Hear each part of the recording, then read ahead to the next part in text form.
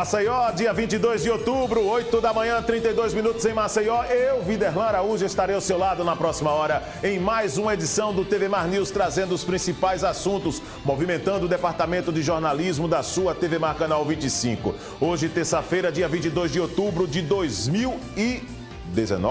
Você daqui para frente vai saber todos os detalhes pelo portal gazetaweb.com. Por lá você acompanha também a programação da TV Mar Canal 25 com tudo em alta definição, assim como os mecanismos que você encontra pelo 3377-9097 e o WhatsApp da TV Mar Canal 25, que também é uma ferramenta para você manter contato com a nossa produção, né? Através do portal Gazeta Web você assiste o programa ao vivo, você também tem o aplicativo TV Mar disponível para todas as plataformas e os mecanismos de contato com a nossa produção através do telefone e pelo WhatsApp. Nós estamos também nas redes sociais, pelo Twitter, pelo Facebook, pelo Instagram e pelo YouTube, e por lá você também acompanha a TV Mar Canal 25. Seja bem-vindo. Vamos acompanhar então nesta abertura do TV Mar News a imagem de Márcio André. Mais um dia começando, você que está saindo de casa, vamos dar uma olhada então como anda o clima, a previsão do tempo para hoje, hein?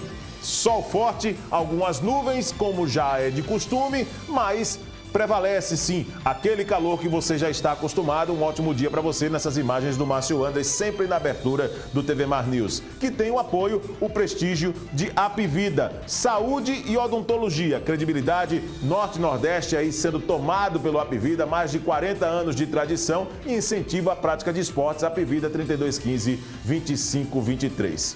Eu quero começar o programa de hoje sem perder tempo, já diante de tantas solicitações dos nossos telespectadores. A matéria, inclusive, produzida pela TV Mar Canal 25, com a edição da Paula Daniele, a presença do Arnaldo Ferreira, e tem hoje colocado uma repercussão enorme no portal gazetaweb.com. Essa matéria da TV Mar trata de uma promessa que não foi cumprida pelo governador Renan Filho ainda na campanha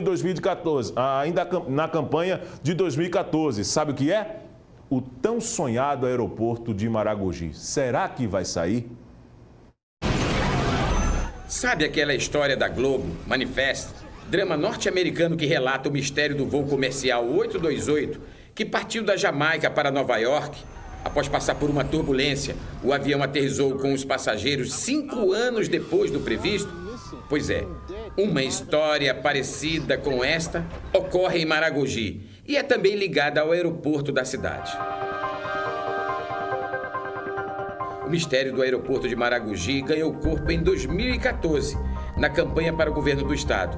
O então candidato Renan Filho prometeu construí-lo. Depois de eleito, ele desapareceu. Em 2016, retornou com a mesma promessa. Em 2017 e 2018, mais promessas. Renan Filho foi reeleito. O sonho do aeroporto decolou, mas ainda não aterrissou. A história do aeroporto é antiga. Foi idealizada há quase 20 anos. O governo de Pernambuco trabalhou para construir um campo de pouso na divisa com Alagoas. O projeto não foi adiante. No primeiro governo, o governador Renan Filho assumiu o compromisso. Definiu esta área na zona rural para o empreendimento. Esses trabalhadores dos assentamentos locais chegaram a participar da medição do terreno. O povo só fala que vai sair, né? Mas até agora faz tempo, até trabalhei na medição aí desse aeroporto. Disseram que vai ser aqui, nesses matagal aqui, todinho aqui, mas até agora nada foi resolvido, nada. O mato encobre a região alagada. O projeto seria implantado aqui. A promessa do governador Renan Filho em construir aqui, nas terras do assentamento Jum com o aeroporto, na verdade não decolou. Ele imaginava que se tratava de uma área pública, terras do INCRA. A Procuradoria-Geral do Estado, depois de analisar toda a documentação, reprovou a promessa do governador ao perceber que nós estamos numa área particular. E o mais grave, quando chove, tudo isso aqui fica alagado. Segundo os assentados, é impossível transitar por aqui. Muita gente duvida da construção do aeroporto. Se fizer a estrada, bom. Se fizer a estrada, fica ótimo. Do contrário. Agora, se não fizer a estrada, alaga tudo. E esse aeroporto, cadê ele? Faz tempo que disseram isso, faz tempo que tiraram essa medição aí, mas até agora não saiu nada ainda não. Virou piada. Foi. Alguns assentados andavam com medo de perder seus imóveis para o aeroporto. Ele vai tirar a gente daqui para botar onde? Porque muitas pessoas daqui, tipo eu mesmo, vou sair daqui para onde? Vou ficar boiando? Eu não tenho medo não, porque é o seguinte, ele vai ter que tomar uma iniciativa, né? Além da área desfavorável, a Prefeitura de Maragogi não vê condições legais para a construção neste local. O assentamento junto é complicado, porque eles têm uma emissão de posse. Não existe o proprietário daquilo dali ainda, que foi questionado, inclusive, na justiça pela massa falida da Central Barreiros. Como não houve pagamento desse assentamento, naturalmente não existem os títulos desse assentamento. Então, os assentados também não são dono daquelas parcelas, assim como não é o INCRA, tá? E ele ainda pertence a essa massa falida. Na cidade, o assunto principal é a chegada do empreendimento. Empresários da rede hoteleira, dos bares, restaurantes duvidam. Os prestadores de serviços acreditam no projeto para acabar com o desemprego na região. Que a demanda dos visitantes é muito grande, não só aqui do Brasil inteiro que vem visitar a nossa cidade, como também de outros países. E aí o aeroporto ficar muito bom para mais um apoio, né, para os turistas que vêm aqui nos visitar em Alagoas. Era uma boa opção, né? É disso que Maragogi está precisando também, né, de um aeroporto, né? Os turistas que trafegam pelas estradas esburacadas vêm de várias partes para conhecer as praias de água morna. Aqui alguns dos exemplos. Aquele carro tem placa de Belo Horizonte, Minas Gerais. Este aqui, Jaboatão dos Guararapes, Pernambuco. Brasília, Distrito Federal. Esses turistas que estão nesses carros gostariam de chegar em Maragogi de uma forma mais tranquila, via aeroporto. O problema é o seguinte: cadê o aeroporto prometido há mais de 5 anos? Nos hotéis, o movimento da temporada anima. Quem tem dinheiro diz que viria de avião se houvessem condições. Nós somos de Aracaju, mas estamos vindo de Pernambuco. Um aeroporto para vocês? Ficaria bom. Seria maravilhoso, né? Porque só a facilidade para vir, né? Porque é tão difícil para a gente, né, que vem de carro, né? Aí, facilitaria muito, muito, muito. Este grupo vem de longe e de ônibus. Nós somos de Teresina, Piauí. Vieram como? Viemos de ônibus. Um aeroporto seria melhor aqui na cidade? Com certeza, facilitaria muito. Do Pará até Maragogi, vocês vieram como? Nós chegamos aqui, nós pegamos o avião de Belém até Pernambuco, né, Recife, e de Recife nós chegamos via carro mesmo. Né? Seria bom se tivesse um aeroporto. Sim, com certeza. Ajudaria muito, né, o deslocamento, né, de todos os turistas até o Pará agradece. O Pará agradece. As promessas de construção do aeroporto ganham força em períodos de alta estação e eleitorais. O governo do estado já teria definido, inclusive, um novo local. Só não avisou ao prefeito da cidade onde será o aeroporto. Existem estudos em outros locais que eu não tenho esse conhecimento. De fato, eu não tenho, não. Sei que há esse interesse, tanto do governo federal como do governo estadual. E ninguém comunicou nada ao senhor? Não. O governo federal veio e mostrou as áreas possíveis de estudos. São várias, 5 ou 6 áreas, né? Entre Maragogi e Japaratinga. E o governo estadual? Não, o governo do estado não tive esse conhecimento, não. Não fui convidado nunca para discutir pauta nenhuma sobre o aeroporto daqui. Torço para que eles, naturalmente, se entendam e que saia, de fato, esse aeroporto tão demorado. Quando o projeto sairá do papel e iniciará a construção? Ainda é um mistério. Mas se você quer conhecer o paraíso, uma parte dele é esta aqui. O acesso é pela estrada. Já o aeroporto, no próximo capítulo, conto mais detalhes.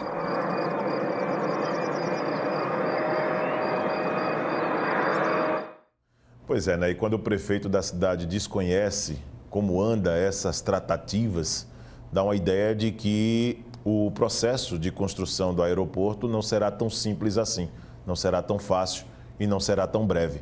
Eu espero que isso venha rápido, já disse isso ontem e vou apenas reforçar, porque amplia o potencial econômico, não é? Muitos turistas de vários pontos do Brasil e do mundo preferem descer no aeroporto dos Guararapes, em Recife, para ir até Maragogi, né? Então, a logística acaba sendo bem mais prática e eles não têm culpa, não. O culpado de tudo isso somos nós, que não nos preparamos para poder ter uma cidade com potencial turístico como Maragogi, dentro de uma formação adequada para receber de uma maneira mais aconchegante os nossos turistas. Eu espero que o governador Renan Filho cumpra a sua promessa. Olha, vamos falar de cultura e de história agora neste ponto do programa. O professor Álvaro Queiroz, historiador muito conhecido e uma das grandes personalidades da sociedade alagoana, lançou o livro Razão e Fé, que fala um pouco da história do padre Hélio Lessa e o pensamento católico nas Alagoas. Eu tenho o prazer de conversar com o professor. Muito obrigado, professor Álvaro, pela visita mais uma vez. O que motivou a criação dessa obra, que já teve um lançamento prévio e, naturalmente, agora em novembro vai ter o lançamento oficial? Muito obrigado pela visita. Eu é que agradeço a você, Viderlan. Um bom dia a você, um bom dia a todos os amigos telespectadores, né, da nossa TV Mar, Canal 25. É um prazer renovado estar aqui com vocês nesta casa, que eu já considero como minha casa, né, uma família. Viderlan, o padre Hélio Lessa, se vivo estivesse, estaria completando 100 anos este ano. Tá? Então, este ano está se comemorando, está se celebrando o centenário do nascimento deste grande educador, sacerdote católico e também intelectual, um grande pensador alagoano, um dos maiores do Nordeste e do Brasil. Tem o seu nome citado, inclusive, em manuais, em livros internacionais, né, no exterior. Portanto, é uma das figuras de proa aqui no estado de Alagoas. E como ele também foi meu professor, eu quis fazer uma singela, uma pequena homenagem ao meu vetusto mestre, né, um grande mestre, um dos maiores professores que eu tive na minha vida. E olha que eu estudei, fiz vários cursos, estudei fora do estado, mas eu sempre digo que foi aqui em Alagoas que eu tive os dois maiores professores da minha vida, que foram o padre Hélio, né, conhecido como Cônego Hélio, Monsenhor Hélio, e também o padre Teófanes de Barros. Foram os dois maiores professores da minha vida. Entendi. E eu estou aqui prestando essa homenagem ao meu velho mestre, o padre Hélio, publicando este livro, né? Saiu, como você disse, já houve uma prévia, né? Uma espécie de avant-première, um lançamento lá na igreja de Santa Terezinha, que foi uma igreja fundada por ele, né? Ele foi quem terminou a obra de construção, ele foi o primeiro capelão lá da igreja de Santa Terezinha e, em homenagem a ele, lá nós fizemos com o padre Ellison um primeiro lançamento e agora vamos fazer o próximo, como você disse, no dia 13 de novembro. Agora, uma pergunta, por ter conhecido o padre Hélio, como era o padre Hélio em vida? O padre Hélio era, antes de tudo, um homem extremamente autêntico, né? Sincero, um homem de uma personalidade muito forte e de um caráter ilibado, né? Um homem que vivia seriamente, com muita seriedade, tudo aquilo que assumia, tudo aquilo que fazia. Era padre, 100% padre, era educador, professor, 100% professor, foi catedrático da rede oficial no nosso estado, né? Naquela época havia a figura do catedrático, né? Era um professor que defendia uma tese para ser, você imagina, a qualidade da educação no estado naquela época. Para ser professor da rede pública estadual, o sujeito tinha que defender uma tese diante de uma banca. E o padre Hélio foi um desses catedráticos, né? Aqui no estado, na rede pública, e foi professor fundador da Universidade Federal de Alagoas. Além de ter ensinado em outras faculdades, antes de existir a UFAL, né? Existiam aquelas faculdades isoladas, então ele foi professor na Faculdade de Filosofia de Alagoas, que era de propriedade do padre Teófanes, um outro grande sacerdote, outro grande educador, e foi também professor na Faculdade de Serviço Social, Padre Anchieta, que era uma entidade ligada à Igreja Católica, Arquidiocese de Maceió. E o padre Hélio foi um grande intelectual, tá certo? Uma aula do padre Hélio, ou até mesmo as pessoas costumam dizer, uma missa do padre Hélio era uma aula. Você viajava pela ciência, pela filosofia e pela teologia. Era um show, né? um homem inteligentíssimo. Olha, Viderlan, quando o Padre Hélio começava a falar, eu sempre costumo dizer, parecia uma cascata, dessas cascatas de água, né? Que brotam e não para mais. É uma figura impressionante. Era uma coisa que a gente ficava admirado, boquiaberto nas aulas dele. Foi mais fácil, professor Álvaro, diante de tantos adjetivos colocados para o Padre Hélio Lessa, fazer uma obra como essa dentro de uma proposta de conhecimento pessoal que você teve com ele?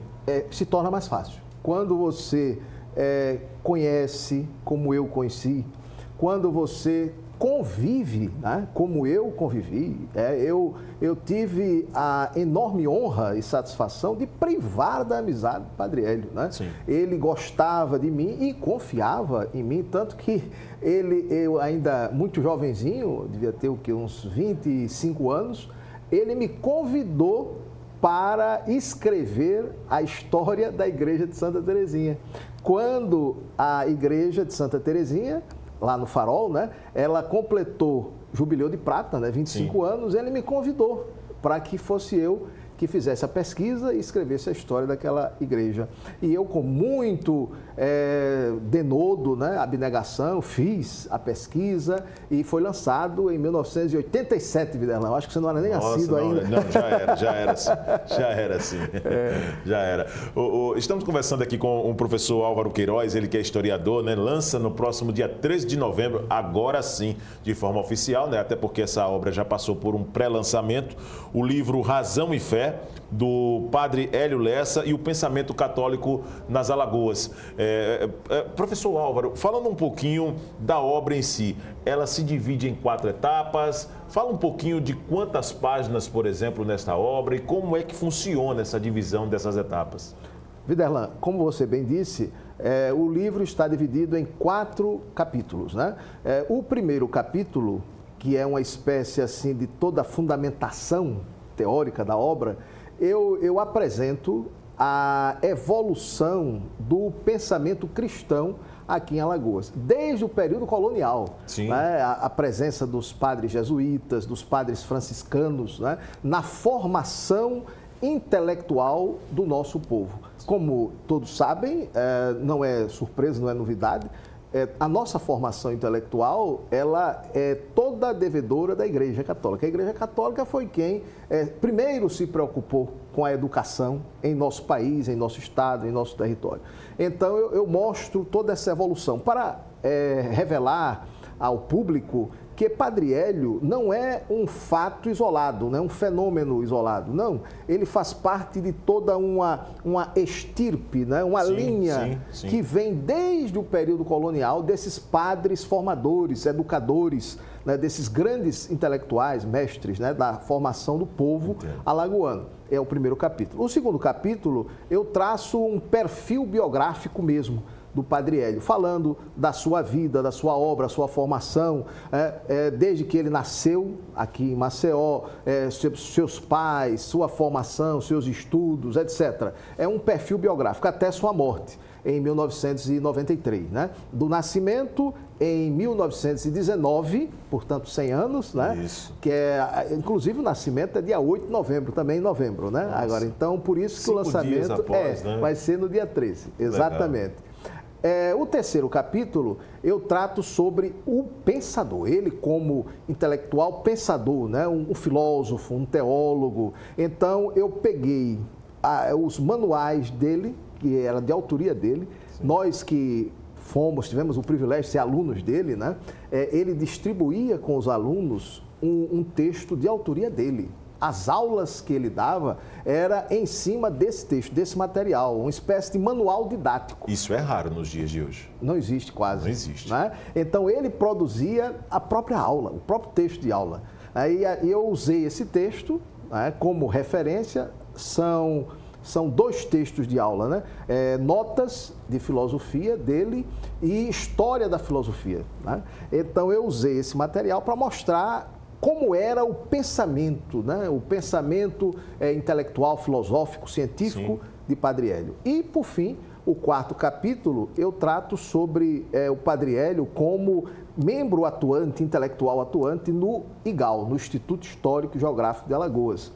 Então, eu peguei um material que tem na biblioteca, no acervo do IGAL, escrito por ele. O primeiro e mais importante é a sua tese, né, de catedrático, que trata sobre a fenomenologia de Max Scheler, né, que é um filósofo alemão da linha da fenomenologia. A tese do Padre Hélio é sobre Max Scheler. Era uma tese de alta complexidade? Precisa ter um grau intelectual bem aprofundado para poder compreender? Nesse caso, sim. Os manuais didáticos não, são didáticos, mas a tese você tem que ter uma certa base, né? Já tem que ter um conhecimento filosófico prévio para poder ler e compreender. Você pode ler, agora entender é outra história. Você tem que ter, né, uma base. Aí eu peguei essa tese dele e peguei também 2 artigos que ele publicou em 2 revistas do IGAL. Né? E aí eu trabalhei as ideias dele nesse capítulo, nesse 4º e último capítulo. E assim eu acredito que eu prestei a minha homenagem ao meu velho mestre. No primeiro capítulo, professor Álvaro, só para poder encaixar aquilo que você colocou como fundamentação, né, dentro de um conceito histórico da presença da Igreja Católica na nossa formação e na nossa educação. Tem passagens também no contexto político, também da influência da Igreja Católica, naturalmente, né? Claro, tem. Porque como o nosso clero formava o grande corpo intelectual da nossa sociedade, é natural que fosse o clero o dirigente da sociedade. Né? Então, muitos padres, não foram poucos, foram muitos, participaram das lides políticas partidárias eleitorais, tanto no período colonial, quanto no período do Império e até mesmo no período republicano. Né? Então, vários desses padres que são citados nessa obra, eles tiveram uma ação e uma participação na vida política de Alagoas, do estado de Alagoas. Tanto na República, né? Por exemplo, o Padre Hélio. Padre Hélio, talvez o público não saiba, ele foi, na época do governo do Arnon de Melo, né, depois senador, mas na época governador do estado, Arnon de Melo convidou o Padre Hélio para ser o secretário de Educação. Então, o Padre Hélio foi secretário de Educação. Na época, não chamava ainda Secretaria de Educação. Sim. Era Departamento de Educação do Estado. Então, o Padre Hélio foi o chefe do Departamento de Educação, que corresponde hoje à pasta da Educação, à Secretaria da Educação. Quer dizer, é uma função eminentemente política também. Com certeza. Não é? Então, ele foi convidado, é claro, pelo know-how intelectual, né? Sim. Não foi convidado por questão... Por amizade, por apadrinhamento. Nem apadrinhamento político, né? Nem por questão partidária, não. Ele foi convidado porque o governador Arnon de Melo, justiça seja feita, ele costumava colocar nos postos chaves da administração pessoas habilitadas para aquela competência. Né? Tanto que os 2 secretários de Educação foram 2 sacerdotes. Foram o Padre Hélio e Padre Teófanes. Todos 2 foram secretários de Educação na época. Professor Álvaro, quero agradecer sua presença aqui no TV Mar News, falar do lançamento desta obra no próximo dia 13 de novembro. Gostaria que você trouxesse informações, onde encontrar, quando vai ser e onde vai ser esse lançamento. E muito obrigado pela visita, tá certo? Eu é que agradeço, Viderlan. E o lançamento ocorrerá no dia 13, né? 13 de novembro.